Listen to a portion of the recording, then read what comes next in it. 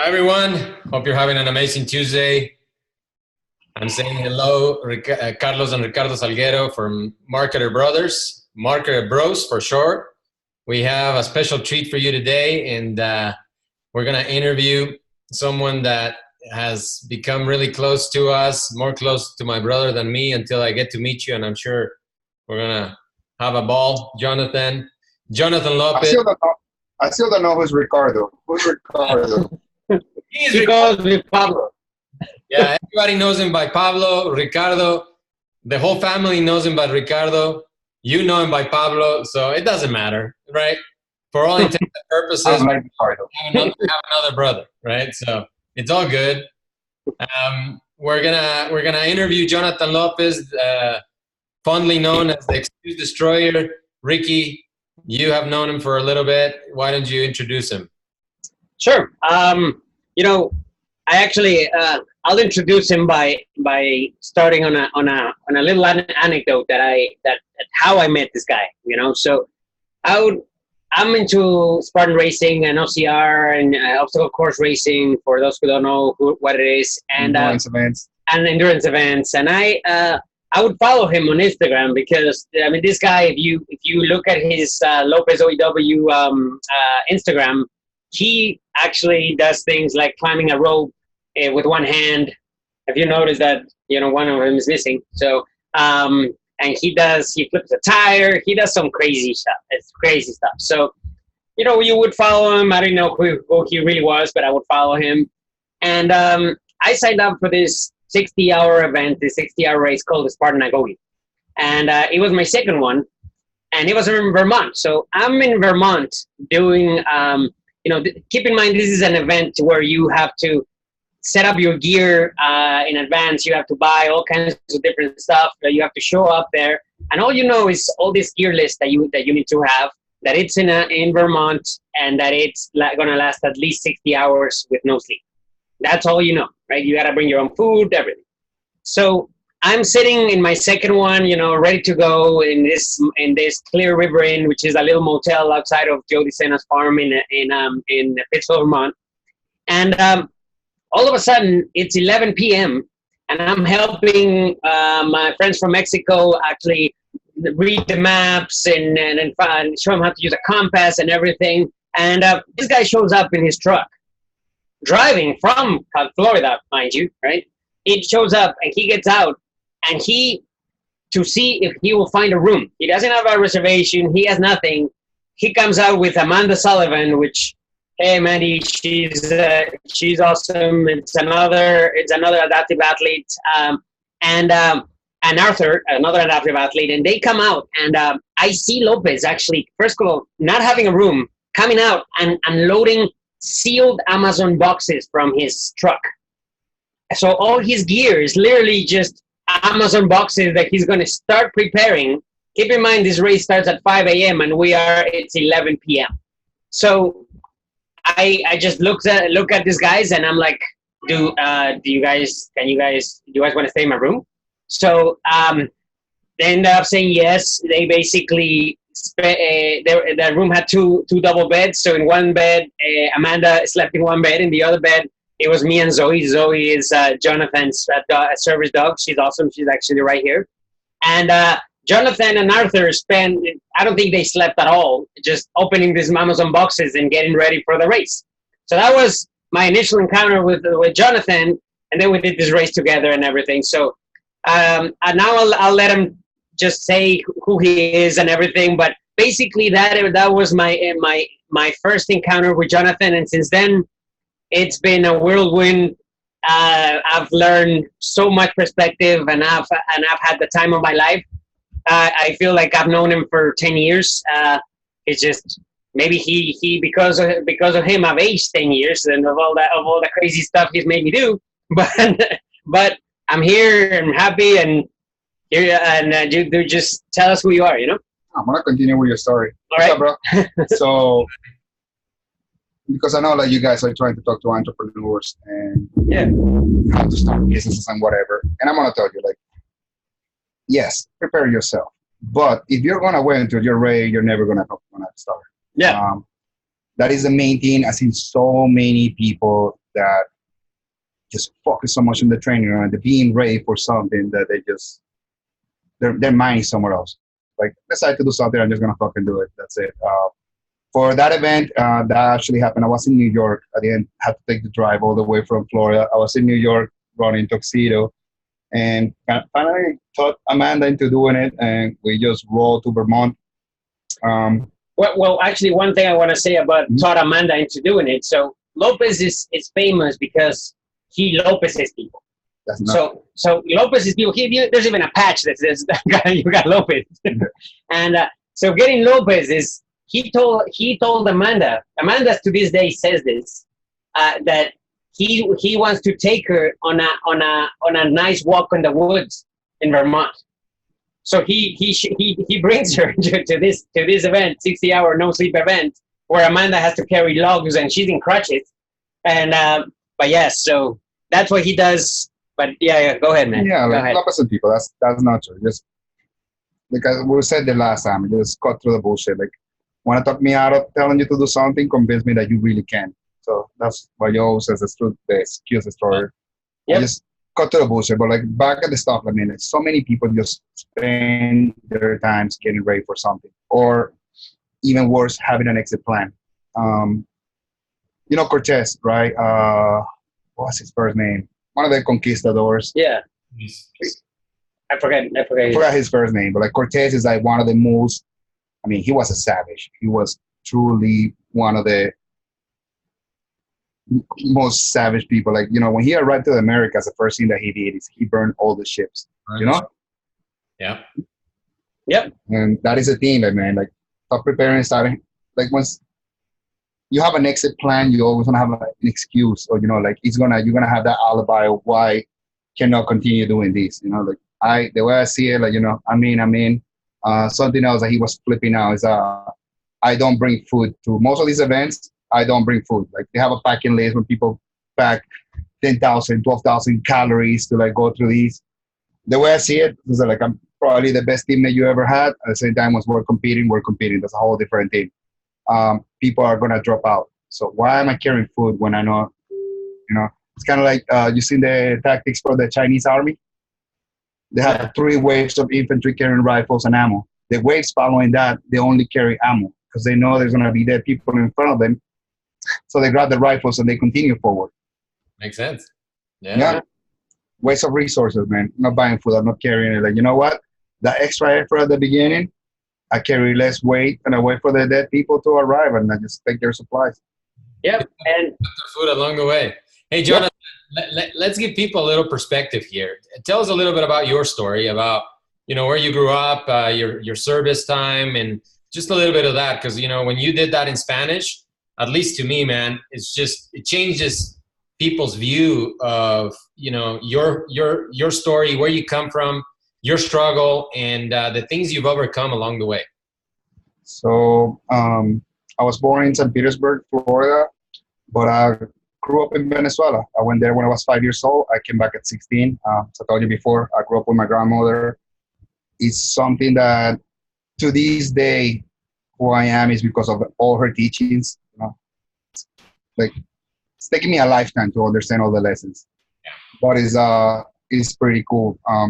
So I came back at 16. I took an accelerated program through high school, graduated early, came in, joined the Army as soon as I could. I was 17 when I signed in, and I was sent away at 17 in 3 months. From there, I started a military career, which was, believe it or not, I'm kind of like a little bit messy right now, and I actually embrace that. I embrace the not having plans. Like, I hate planning, I hate everything, but before it wasn't like that. Before I had a plan that I followed step by step. Like, I knew what I had to do. Like, you know, from this school to that school, like I follow a path. And so, like, I lost everything one day because I was involved in an accident outside of the base. That was actually probably the hardest thing. And I'm not going to say because of my injuries, because I honestly, it really didn't faze me that much waking up and not having an arm, or like all the rehabilitations that I had to do with my leg. The hardest part was losing my military career, Because like I always thought, like, come on, I was jumping out of airplanes, playing with C4, doing all kind of stuff. Like I was bound to get hurt, like statistically speaking. Yeah. So what I wasn't okay is with the circumstances. What I wasn't okay is with losing my career and then finding myself in what was at limbo. You know, like I had no idea what was next. And either way that I put it, I was upset because it was like I had a plan. So that's why I'm like right now. That's why like I embrace so much chaos. You know, just have an idea, go with it, adapt as you go. But since then, after the army, you know, when you came back, you've embraced this die first and quit long after mentality, you know. But before you there's a period of your life that I've talked to you a million times, man, and the whole. You were racing bikes competitively, like literally with one arm. He's racing race bikes. Tell us about that part of your life. Well, I think Jonathan. I mean, you lose your military career. That was probably one of the biggest losses in your life, from what I can hear. Mm-hmm. Yes, sir. You're grieving for a while, right? You're grieving for a long while. So tell us about that part, because I think that's key here. So that goes into like what he was asking, that I was racing motorcycles and everything. Like, it's funny how we all grieve in different ways. I honestly took me forever to even like share a tear or like cry or like over the loss of my arm. I was just like more disappointed than anything. But the way that I grieved the loss of my arm or the loss of my career was, I don't even know how to explain this. I wasn't doing it on purpose. I wasn't trying to hide anything. Because I didn't even know I was depressed.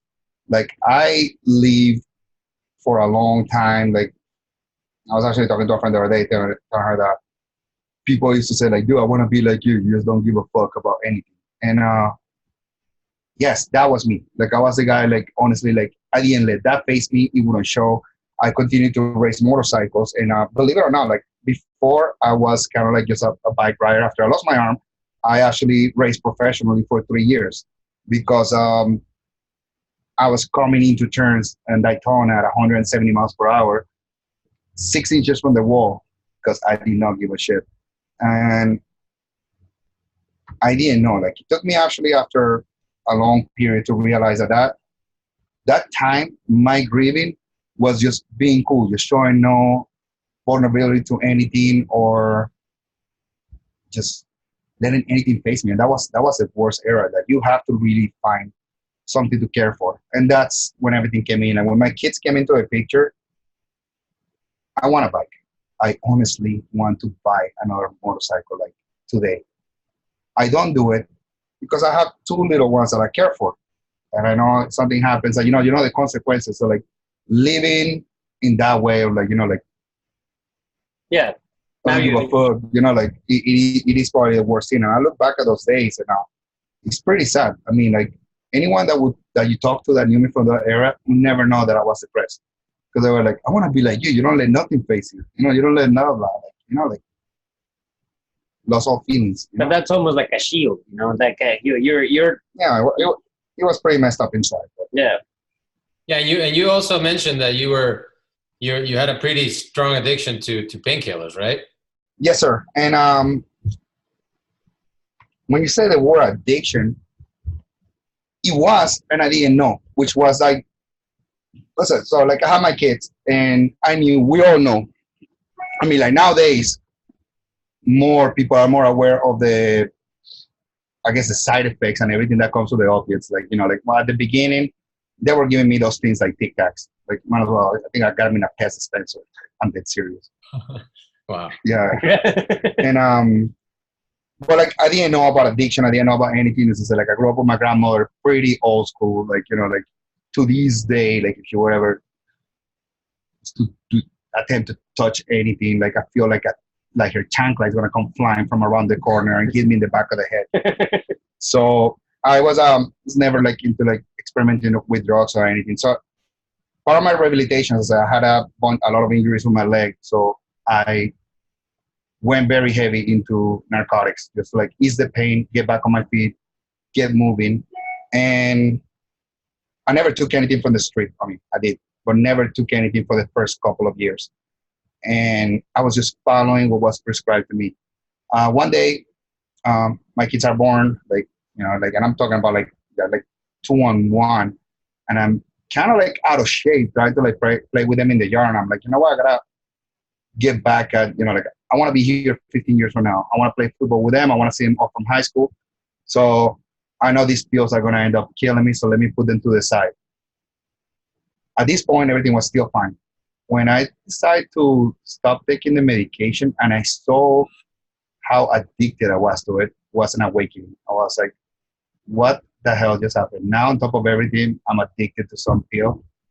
And I went into that roller coaster of, I'm not taking it for a week, and the next week I take double, and then like, it just became a mess. Wow. And so how did you kick that addiction? You just concentrate on your kids? I don't know, man. Don't like it that much. I love them, but it's impossible. Like, I mean, is that saying about I couldn't get any lower. Like, honestly, like, it's only one place to go. Like, I literally reached rock bottom. When I told you for the first couple of years I didn't do drugs, I didn't, but like towards the end, it became part of it. Like, like I was taking uppers, downers. Like I whatever I could to like make me feel good. And one day I just got sick of it. And I think, Jesus Christ, I think it's today. 9 years ago today, because my son's birthday is on the 3rd, on November 3rd, was 2 days ago. So it was a horrible day 9 years ago. Like I've blown all my money. Like, from the 1st to the 3rd, I've blown all my money. Didn't get him anything for his birthday. And like, he was so disappointed. He was 4 years old. I was like, where's my present? And I didn't have anything. And today, on the 5th, I had the refill for medication. So at this point, I'm sick as hell. I had not taken any medication for like 7 days. And I went to the VA and I got my prescription for the month. And I just decided it makes sense. Like I know sometimes you try to describe it to people that don't understand. I'm glad they don't. But like, to me, it makes sense. Like, I'm an advocate right now for suicide awareness. Yeah. And yeah, please. but at the same time, there's some part of me still believes that someone has the right to take their lives. If all you know from life is pain, that's no way of living. You will do it to any living thing that you love. If you see something suffering, you'll put it down. Like, we don't, I guess because of society, we are not allowed to make that decision. Being that said, the one thing that have not changed my mind, but like made me look at things in a different perspective is not being selfish. Like, listen, bro, if you're suffering, by all means, like, that's your decision. It's your decision. But what you have to know is, for instance, in my case, it would have not ended right there. Like, yeah, for me, it would have. Like, I would have been fine as far as in no more pain. But like, I have to think about my kids. Like, what about them? Like I told you, everyone that knew me from before, my kids, if I would have committed suicide, my kids were to ever ask anyone, like, how was my dad? No one knew the pain I was going through. So we're going to say like, oh, he was, happy go guy. He was always having fun, doing crazy crap, X, Y stories. And then they're going to be like, so then we came into the picture and he killed himself. So like, what?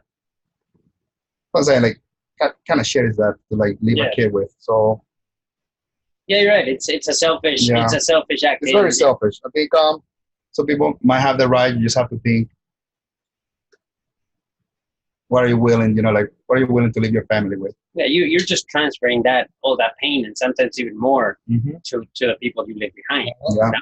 I saw an interview, and it was funny because I roll my eyes at like people asking celebrities about politics and like life advice and like all this stuff, and I'm like, what does Kanye knows about, politics or whatever. So like, it's Colbert, and I think it was Steve Colbert, and he was asking Keanu Reeves, like, what, like, I think he said Neo or something like that, like, oh no, Keanu Reeves, no, what do you think that happens when people die? And I'm like, oh my God, like, why? Because it's Neo, he's the one, he's gonna know the answer. And his answer was the most sincere and like, it's the best answer ever. He says like, like, I'm not sure, but what I know for sure is that those who love you are gonna miss you. Yeah, very true. Yep. What kind of legacy are you going to live for those that are after you and that love you and that care for you? That's really what you thought about. I don't know. I just want to be the best dad. That's all it is. I think I don't care about any other title. Yeah. So as long as I'm a good dad. Yeah, is Don't tell them that. but I actually Build them tough. the No, they'll get lighten up the to watch these things very soon, man. So sorry, you already said.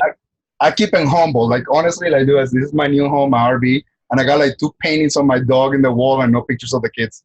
To lighten up the mood, everybody, to everybody, I have a funny story that I actually fell into it the other day as well.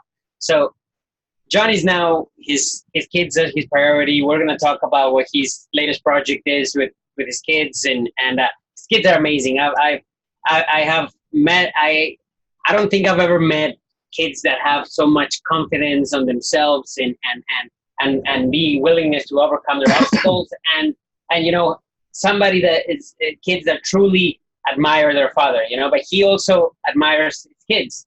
So there's actually a funny story where he had a 30-second interview with Yokohama, which we'll put the link in the video after this. And it was 30 seconds, just lasting 30 seconds questions. And, everybody gives him crap because he has an accent. The 3 of us do. So, I do. and they ask him, who's your hero? And he says, my kids. But the subtitles say, My Gates. So I look at the video and I'm like, who's my Gates? Because the subtitles say my Gates, Mm-hmm. And so yeah, it's his kids are amazing. He and I just I admire how they are and how really independent they are. They're amazing kids, and I try to play tough. It's the same thing with them. I'm gonna tell you, like our friend Joe, he was telling me 2 weeks ago, which meant a lot.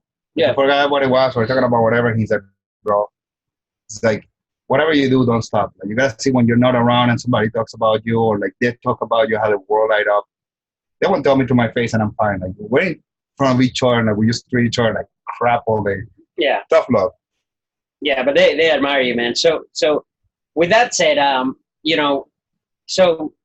this throughout this whole process, you've kept doing events. You're actually a Spartan pro athlete.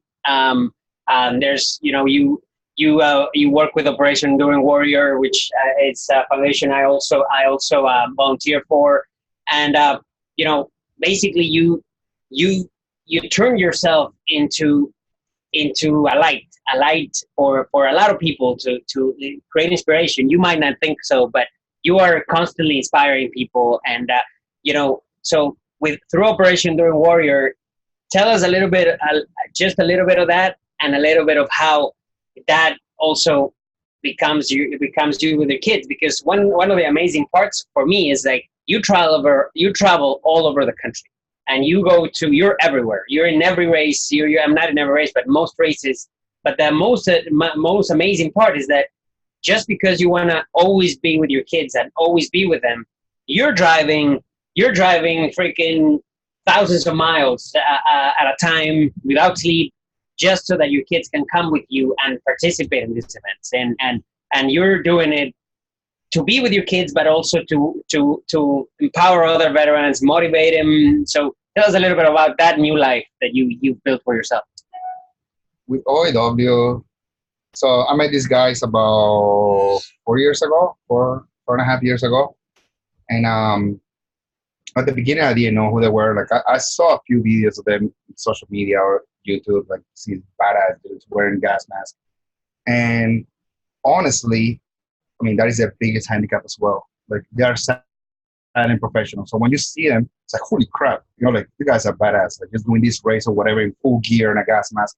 I didn't know that it was something that I could be a part of. Like, I have lost a lot of my identity because of the circumstances of my accident. But I was heading to Walter Reed.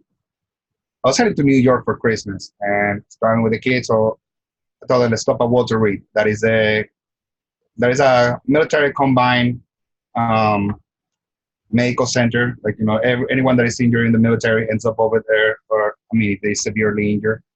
And that was technically sort of like my last duty station. So the kids were in the Boy Scouts at the time, so like they had some projects. So I was like, how about we make gifts for the wounded soldiers, and we stop by and drop them. It turned into something big. Like Boy Scouts did a bunch of stuff, and then some more organizations started sending meetings, and like all of a sudden it's the usual. I'm driving to Waterbury with a truck full of blankets and T-shirts and stuff for them. So met this guy, and the connection was immediate. Recovered. As soon as I saw him, like he had a big red one on his hat. So that was my unit as well. So we started talking shit to each other. Started what was supposed to be a 1 hour workout turned into 4. You know, usual military stuff, trying to measure whose genitalia is bigger than the other ones. And yeah, we kill each other. But all of a sudden, he asked me to come participate in an event with OEW. I always say it because, to say earlier, I'm a mess, and I embrace that no packing and just we'll figure it out. So I got just show up. Yeah, just show up. So I get to this event. So we check in the hotel the night before, and the following morning, the night before, and the team leader tells everybody. So I was an honorary at the time. They're like, "Oh, just be downstairs at 8 o'clock in the morning, and we'll take you to a venue." Everyone else talking to team members, want you guys at 07, you know, downstairs in the parking lot with all your gear. I remember asking him, like, can I be there? And they're like, absolutely. If you want to come do it. So I see this group of guys in uniform, and is what we call a TA-50, which is our standard issue, like whatever we need to accomplish a mission, with everything laid out in front of them, and the team leader is running by, like, you know, making sure that everyone has their uniforms, all their patches, you know, like, is the mask working, is this? And I'm looking at that, and I'm like, I miss this in my life. Like, I miss the structure. So you found the sense of community again. Yeah, so one event turned into, I did like 6 or 7 that year. And I applied to become one of the mask athletes. Now, that year, we rotate through different military facilities where we do induct. That year, we happened to go to Camp McCall, which is it is a place where Special Forces assessment and selection takes place. So that was, even in my mind, that is the last thing that I did in the military. I know I went home on a Monday, crashed on a Thursday, but prior to my accident, I was attending selection, and they got to me. They did exactly what they're supposed to do. Like, SF is not looking for studs, you know. Yeah, they're trying to the ability to work and to see how much are you willing to endure. Yeah, exactly. So I had applied to go to Special Forces for about over a year, and I kept getting denied because my unit was constantly rotating through Bosnia, Kosovo, Macedonia. So my first story was like I had attended like pretty much every school that the Army had to offer, and during this time they were like, "Stop! It's time to go to work," you know. So through all these deployments, and I was single, I accumulated an amount of money that I never really had, like deployment money. So I came back finally to my unit and bought motorcycles, flat screen TVs. Like I lived in the barracks. It was like the barracks life. Like we bought silk pajamas to have martini parties, you know. And all of a sudden, I get my orders to go to SF, and I'm like, let's do this, you know. So I'm out there, and I'm freaking hating life. Like exactly like what they're designed to do. Like they test your land knife skills. They test every single thing, you know. Yeah. And I was I think it was Wednesday or something. I was finishing like we're doing like STAR course, you know. Oh yeah. Just a little bit longer and a little bit heavier. Yep. After 2.5 weeks of training, and I was just so this guy that was really, really cool with me, like, started like walking next to me. He was telling me how this was bullshit, you know? Like, this is some real bullshit. So he's the guy that's leading yeah, you. And I agree with him. Yeah. Bullshit. Like, I want to be back in the barracks. Like, why am I doing this, you know? Like, why? Like, who the hell wants to suffer to that? They like had a brand new motorcycle park. Like, they were, like, we had like 4-day weekends every other day because we were home. And yeah, I agree with him. My feet hurt, which at that point seemed like an injury. Yeah, feet hurt? Hell yeah, they do. Yeah. So I quit, and so like I got sent back to my unit, and a few days later I was involved in an accident. So that was something that I always held. Like, fuck, if I want to never quit, I wasn't supposed to be there. But like, you gotta get over that because butterfly effect. Who the hell knows if I didn't quit, what would have happened? You know? Yeah. Would I be here? Would I be with those kids? Yeah, that's true. Yeah, that's true. So, yeah. So that's with OEW. So like that year, we ended up going to training. So tell people a little bit about Operation Enduring Warrior, because a lot of the people that are watching right now have no clue what the organization does and what it means, and I think it's important that you tell them that. So what it is a group of volunteers. That's what I say. It's kind of tough. We volunteer, but like you have to prove first that you have what it takes. So we end up at this place, and I'm like, holy crap, I'm back in here, you know? And they put me through hell. Yeah. They put me through hell for those, I think it was like that, like 3 days as well.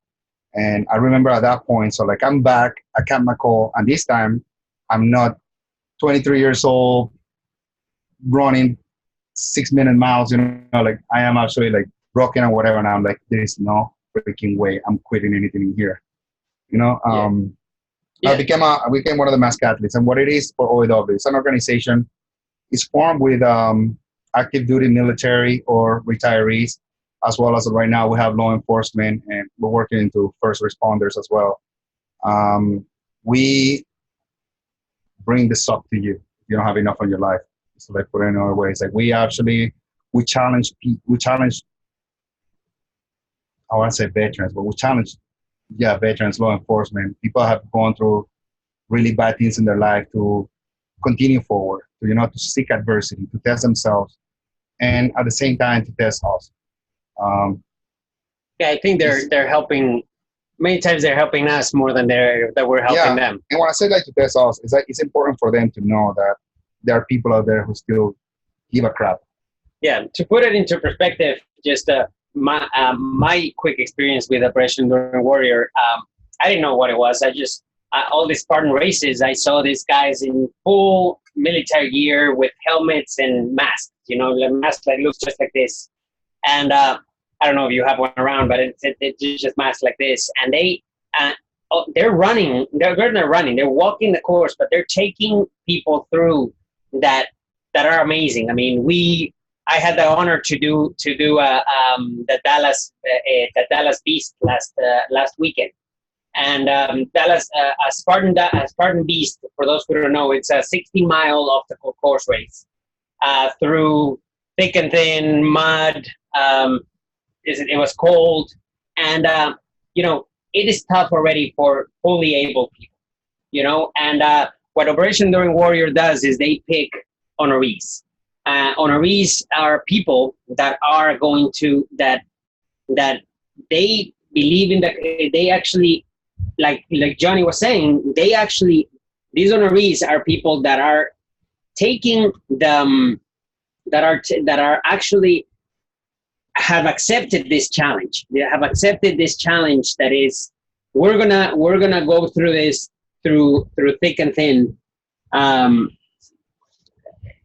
We're gonna go through this through thick and thin, and no matter what, they commit to it no matter what. And we as me as a community ambassador and as math athletes, we commit to take them through the course. So an example of this is an amazing guy, Chris Wolf. I'm sure he's gonna watch this. See, he's a former Air Force guy, got deployed 6 times. Survive everything, even an RPG. Literally, an RPG hit his aircraft and they crashed, and he survived. Wow. He comes back from the 6th deployment, gets a flu shot in the Air Force base, and wakes up as a quadriplegic from the flu shot a couple of weeks after the flu shot. And to this day, they don't really know why the flu shot attacked his spinal cord, but he lost all motion from the neck down. Through 7 years of rehabilitation, he's gained back the movement in his arms, but he will never walk again. And he was there in the course, and you have to see this guy's energy, smile, how he motivates others, and how he, I mean, it comes to an obstacle, and sometimes, you know, you're like, dude, you don't have to do this, man. And he gets out of his chair, he's pulling 100-pound concrete ball by himself, not asking for any help, and he's joking around, making everybody feel awesome. And he's with this freedom chair. It's called Great Freedom Chair that has handles.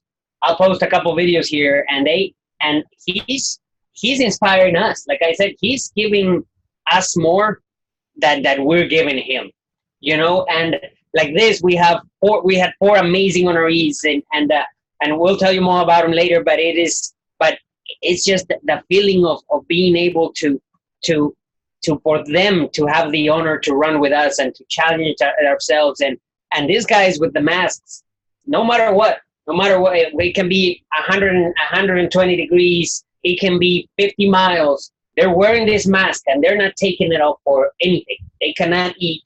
The mask has literally just a little conduit for a camelback. So they're just drinking water, and they're just helping these people no matter what.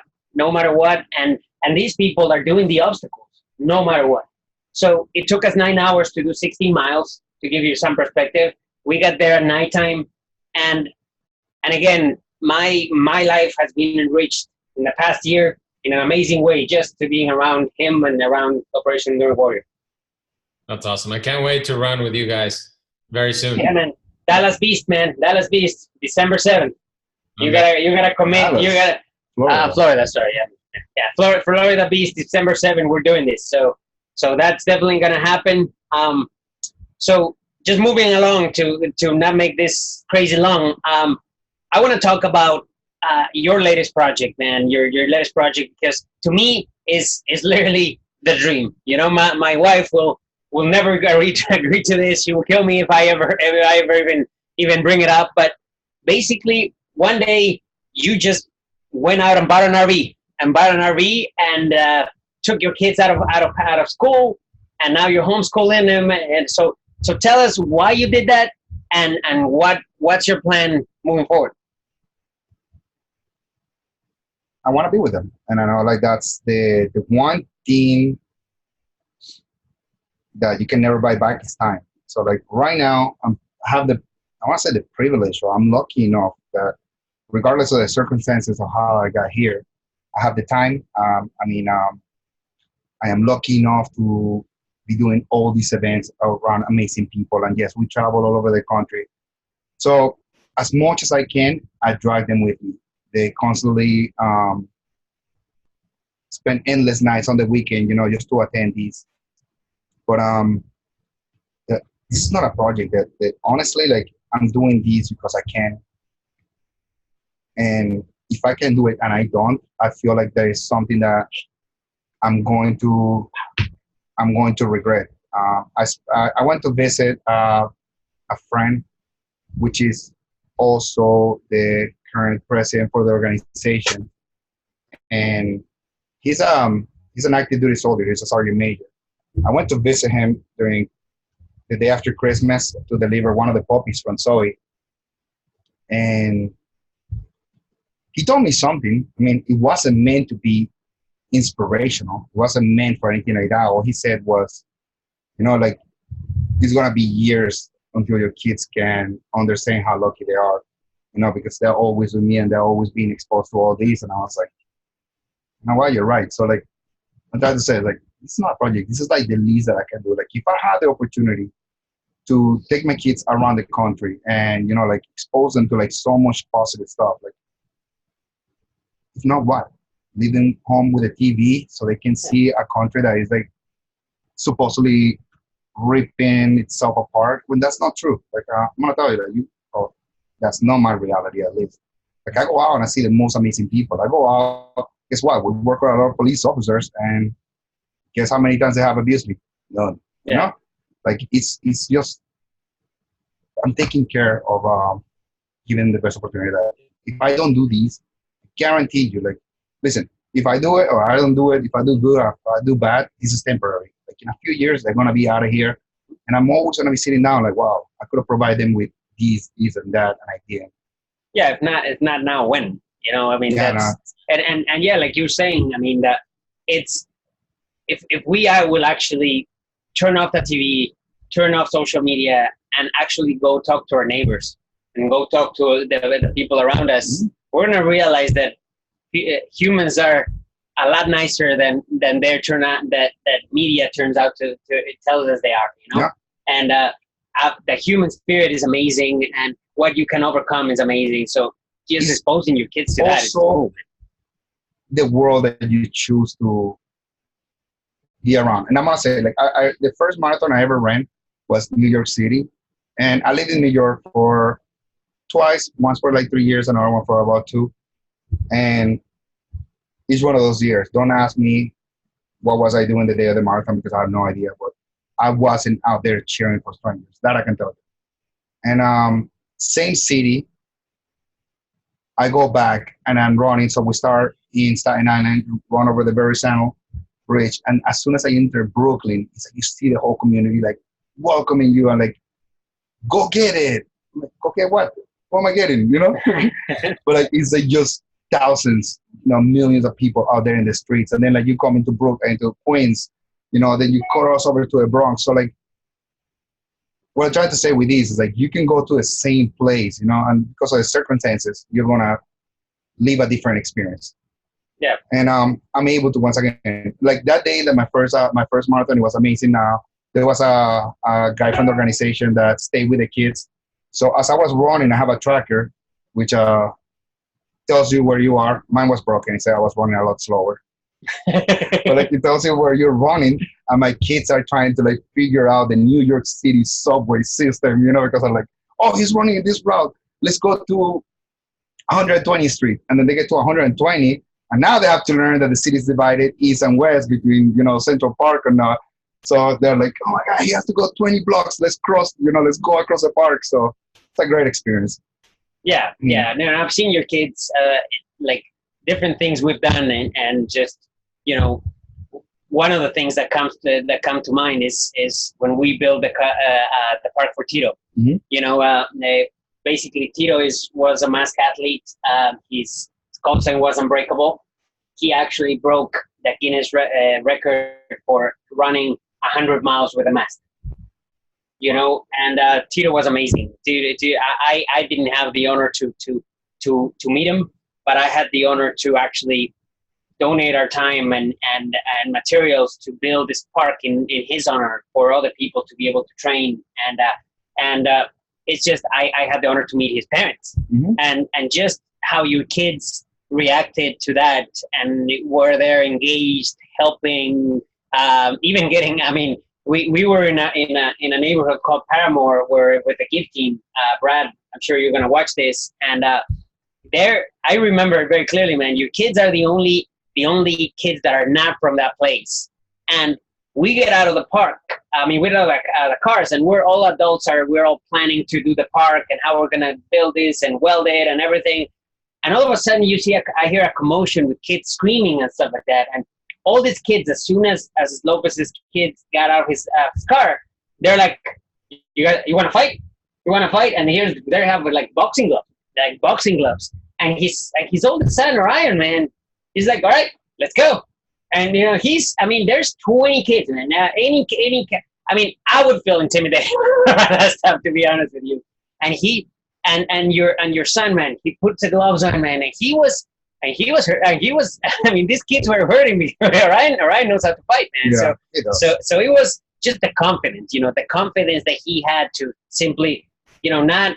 And nowadays, you know, we tend to overparent it to such a degree that, I mean, a kid just literally trips, and you're like helicoptering like crazy, and you know, you're allowing your kids to live their life. You know, you're allowing their kids to experience new things. You know. I mean, I remember your son at a recent Spartan race, man. Like he puts his bandana in his face like this. You know, he has a hat, but the bandana right here.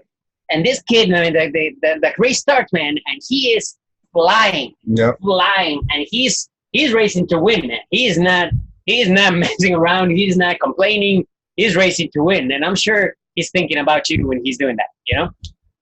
You sent me a book that I haven't been able to read because sometimes audiobooks. So let's make that clear.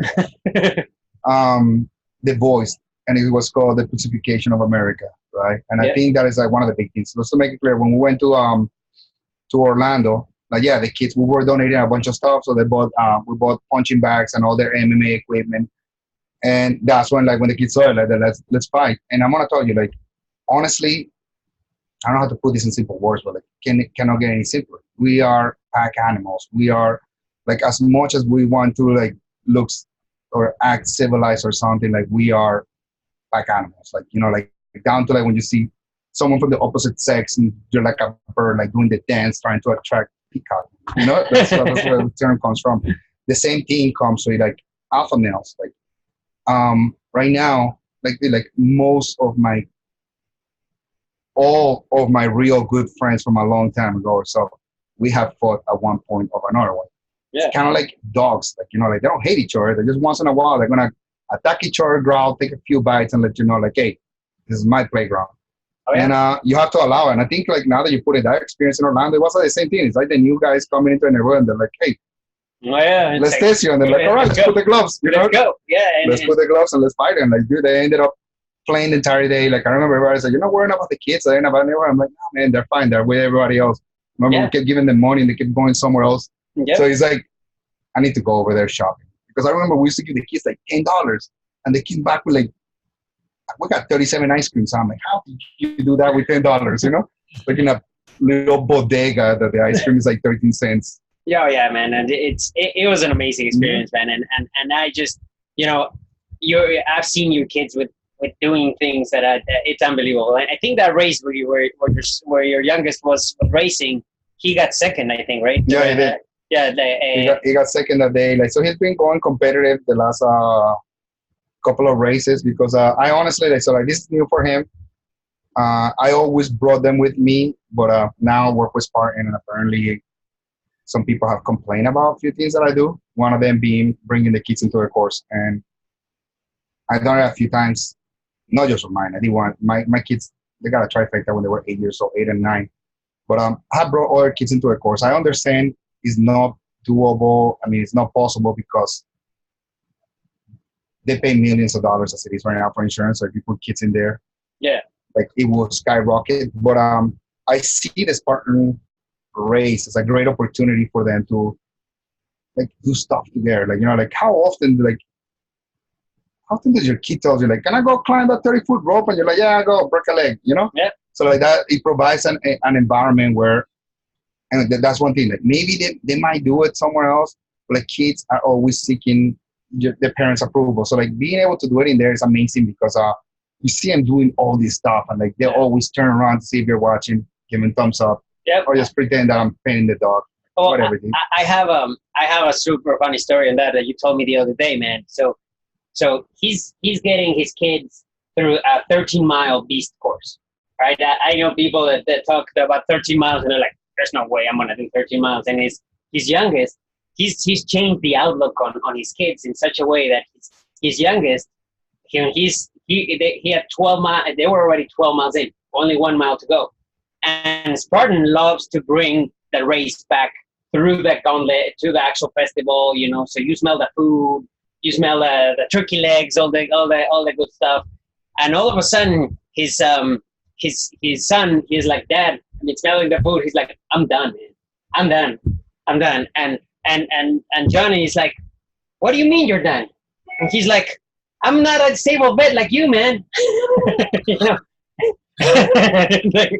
It's like so he's changed that outlook, and it's awesome that like his dad. I mean, I'm sure your kids, man, like I said, they pretend that like I've seen you guys interacting with each other and you're like, I gotta go away.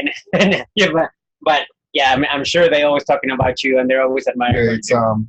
It's funny. And now, so we're right now at Patrick's Air Force Base. And I'm going to tell you, the first time that I came to this base was with Danny. So we're conducting a special Gold Rock event for the Air Force, like the Air Force has a high suicide rate, and one of the reasons is they have a very high demanding job, but they don't have the sense of unity that the Marines or the Army have. So like we come over here and try to like bring them that sense of unity. You guys are gonna work together, or it's gonna be a long day.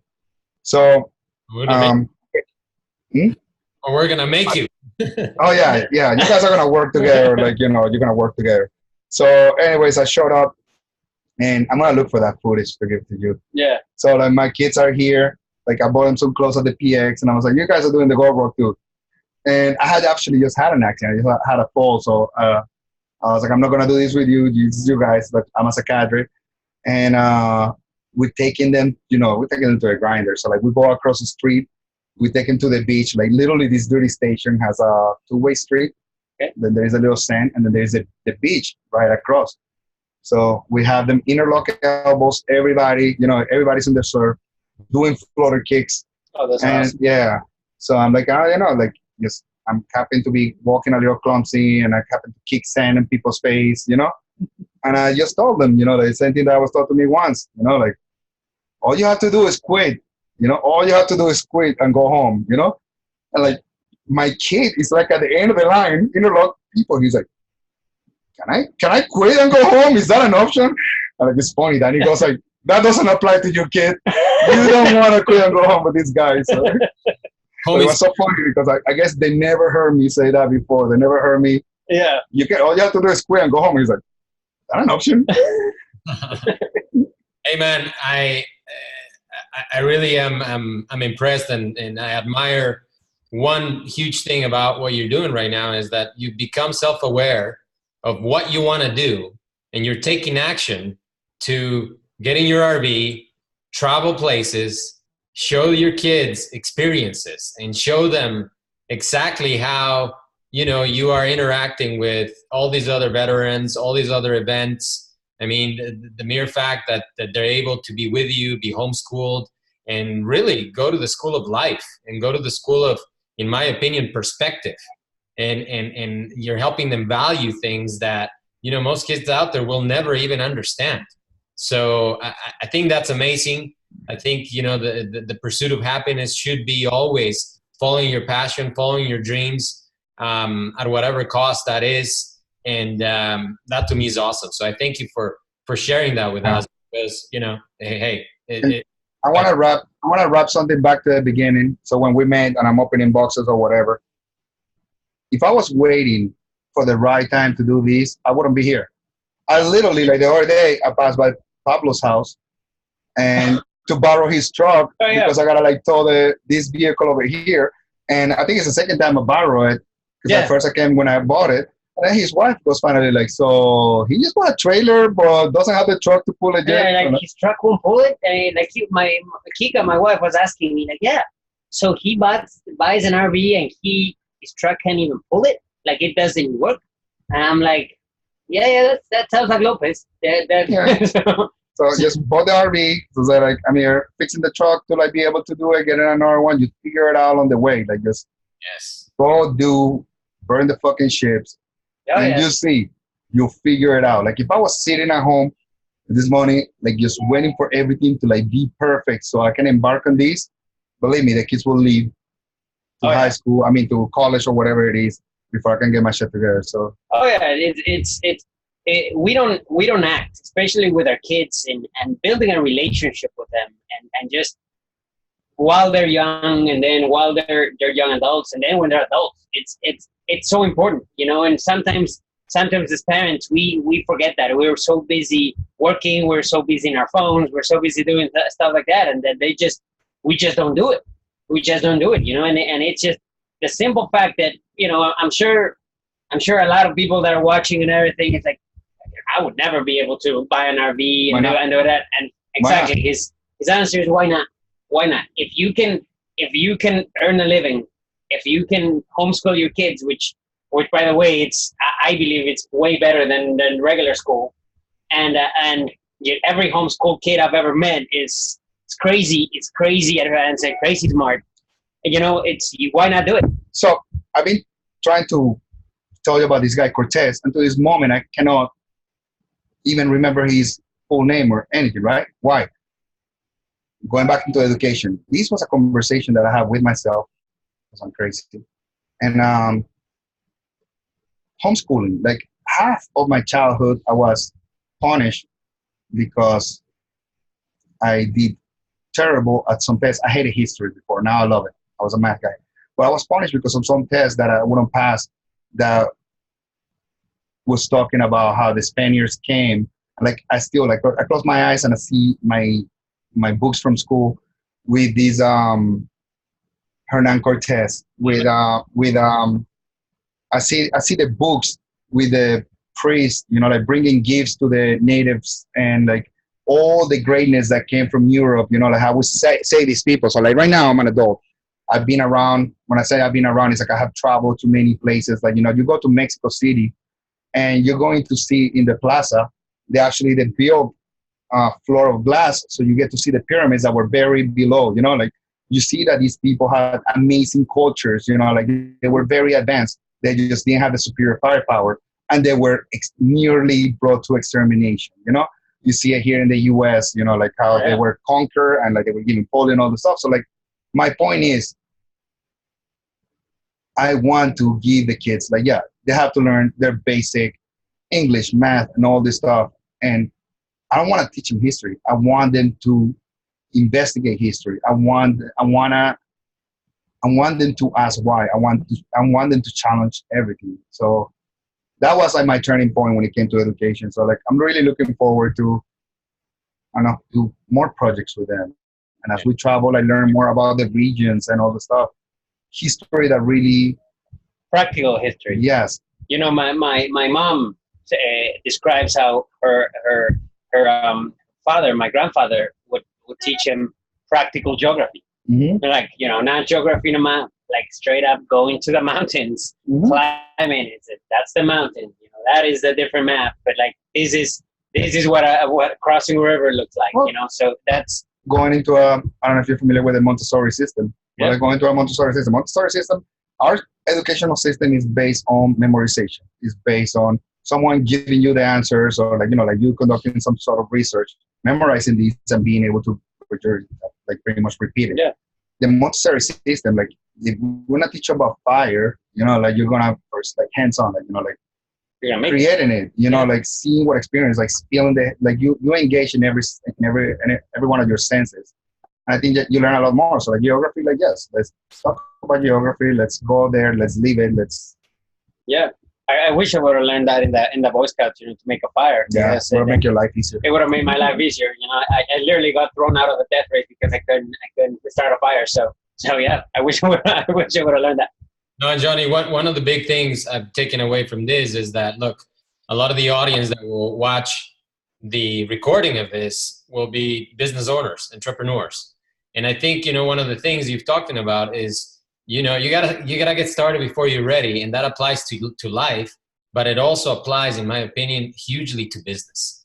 And I see so many business people that are paralyzed by preparation, analysis. They need everything to be perfect before they start. And I think the key is just get started and figure it out.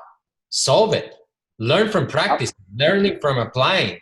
And, you know, tap into the resources you have as you go and not be, you know, stuck in deciding which way am I going to go. Decide, go, and don't quit. And keep going. Absolutely, man. Like, I mean, it hasn't happened to me yet, but I know there's a lot of people sitting out there watching some infomercial about some dumb crap like the pool noodle. You're like, I thought of that. Yeah, maybe you did. Maybe you did before, you know? Did you have the balls to like really go out there and put your, you know, like believe in something, like sell your house. Like you believe in something, sell your house. Put that money into it. Go for it. What's the worst thing that can happen? You learn something? Yeah. I mean, it's and that, yeah, absolutely. So many people, and the biggest thing that happens when people are older is, and the people are on their deathbed, is regret. Mm-hmm. Is regret. You know, I didn't do this. I didn't travel. I didn't start a business. I you know, and that's, to be honest with you, that's what I'm the most afraid of. You know, I mean, I wanna I wanna climb mountains. I wanna see the world. You know, I wanna cross. I wanna bike to Patagonia like our friend Danny Stokes is doing. You know, I want to join you in some of the trips that you're doing with your RV. I mean, it's that's living. You know. Mm-hmm. Exactly right. The worst life you can live is a life of regret at the end of the day, and a life of not knowing what could have been, right? So you got the brains and the looks. What did this guy get? Yeah. I got nothing, man. Damn it. I got nothing. You know. That's a pretty fucked up. I actually, when I was a kid, I straight up, like, my girlfriends will break up with me to try to date him and my cousin Marcelo. So I'm about to break up with you to fucking like do this. Hey guys, Yep. I've enjoyed myself greatly, and I thank you, Jonathan, for sharing. I know this is not going to be the only time. We're probably going to do this from a race or some crazy plays next time, and kind of show people how it's done, and show up before we're ready, and show up without any gear as well, so that you can show us how to live that life. And look, go ahead. Everybody watching, you know, Sunday is December 7th. So Sunday, everybody that wants to join us, December 7th, Spartan Beast in Mulberry, Florida, come join us. That's exactly what I wanted to say. Like, you know, like, you can watch this all you want. Get out there. You come, bring some people. Let's invite some people to be out there. Like, I actually run a small company in Mexico doing similar events. And what we did is we brought like the IT departments together from same company, different branches, and we make them figure things out. Like, there is nothing like being out on the course, you know, like, you know, it's not the credit that counts. You know how that goes. It's an amazing experience. So yeah, everybody watching, and Carlos, you know, we expect you there. Bring the family. We're all gonna race together. You're definitely getting dumped in December. Yeah. Once he meets you, man, he's dumping me for you. So. Hey guys, the biggest thing we're not teaching people and kids is how to problem solve, how to solve problems on their own and tap into the resources, because you have everything. You already have everything you need to be successful. You just have to learn how to tap into it and go do it. There's no other way. Hey man, thanks so much for sharing with us. Thanks so much for everybody. I know I speak for everybody that is watching this video. Guys, thank you. This is Ricardo and Carlos Salguero from Marketing Brothers with Jonathan, the Excuse Destroyer. Coming soon from a parking lot near you, Jonathan. Parking. Love you guys. We'll send some videos. All right, take care, brother. See you soon. See you, man. Yeah,